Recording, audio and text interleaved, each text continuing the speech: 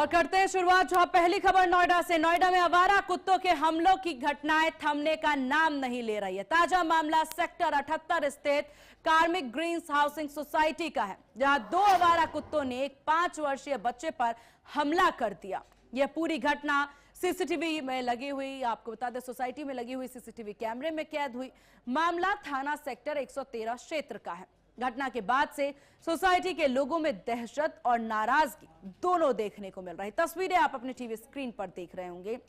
यहां पर रोहित चावला अपने परिवार के साथ सोसाइटी में रहते हैं। उनका 5 साल का बेटा सोसाइटी के अंदर स्थित मार्केट में चॉकलेट ले गया था। जैसे ही वो दुकान से बाहर निकलता है तो 2 आवारा कुत्तों ने अचानक उस पर हमला कर दिया। अचानक हुए हमले से बच्चा घबरा गया, डर गया और जमीन पर जा गिरा।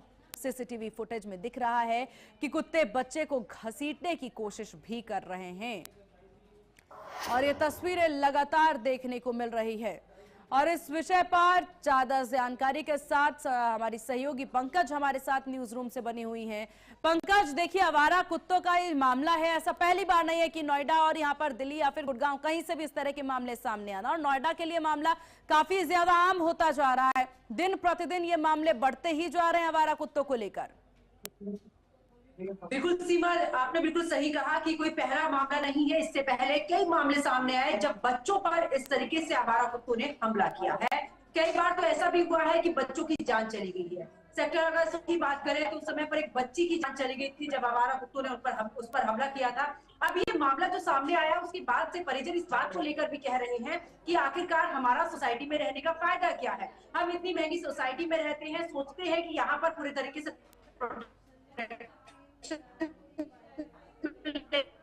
लेकिन क्या यहाँ पर आवारा कुत्ते जाते हैं, कोई भी ध्यान यहाँ पर नहीं दिया जाता है। आज अगर इस बच्चे पर वो हमला जिस तरीके से करी, हिम्मत रही कि वहां पर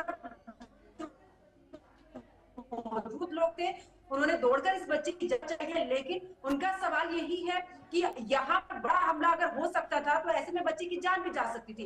इसको लेकर प्राधिकरण की तरफ से तमाम दावे वादे किए जाते हैं, जो कि आवारा कुत्तों को लेकर बार बार मांग उठी है कि इनको पकड़ा जाए, सोसाइटी से बाहर उनके खाने की व्यवस्था की जाए, क्योंकि कई ऐसे डॉग लवर्स भी हैं जो कि सोसाइटीज में रहते हैं और वो उनको लेकर खाना भी देते हैं। कई बार हमने लड़ते झगड़ते भी उन्हें देखा है। लेकिन ऐसे में ये हमला वाकई में एक बार फिर से उन सभी मामलों को उजागर कर रहा है कि अभी भी हालात जस के तस बने हुए हैं, किसी तरीके का कोई बदलाव बिल्कुल पंकज, देखिए ना केवल आवारा कुत्तों का आतंक है, बल्कि हम देखते हैं कि बड़ी बड़ी सोसाइटी में लिफ्ट में भी कुत्ते जो हैं वो हमला कर देते हैं बच्चों पर।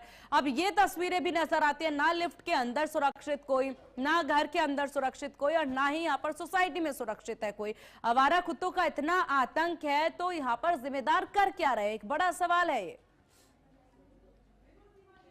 बिल्कुल सीमा, देखिए सवाल बहुत बड़ा है कि आखिरकार जिम्मेदारी ली जाती है। हम किसी भी सोसाइटी में रहते हैं, हम उसकी पूरे तरीके से जो भी मांगे होती है उसे हम पूरा करते हैं। सिक्योरिटी के नाम पर हमसे पैसा लिया जाता है, लेकिन अगर इस तरीके के मामले जब सामने आते हैं तो ये सोचने पर मजबूर कर देते हैं कि जिस सोसाइटी में हम रह रहे हैं उस सोसाइटी में हमारे बच्चे कितने महफूज वहां पर हैं, क्या वो वहां पर सुरक्षित है। ये बच्चा चॉकलेट लेने के लिए दुकान पर गया था, हालांकि अगर यहाँ पर स्थानीय लोग नहीं होते तो क्या होता। और ऐसे में देखिए सीमा, बिल्कुल जैसे अभी पहले मैंने भी जिक्र किया और आपने भी जिक्र किया कि कोई पहला मामला नहीं है, लेकिन यहाँ सवाल उठता है कि प्राधिकरण तमाम बिल्कुल पंकज, और बहुत जरूरी है ऐसे पर जिम्मेदारों का जवाब यहाँ पर सामने आना। आपका बहुत शुक्रिया पंकज, तमाम जानकारी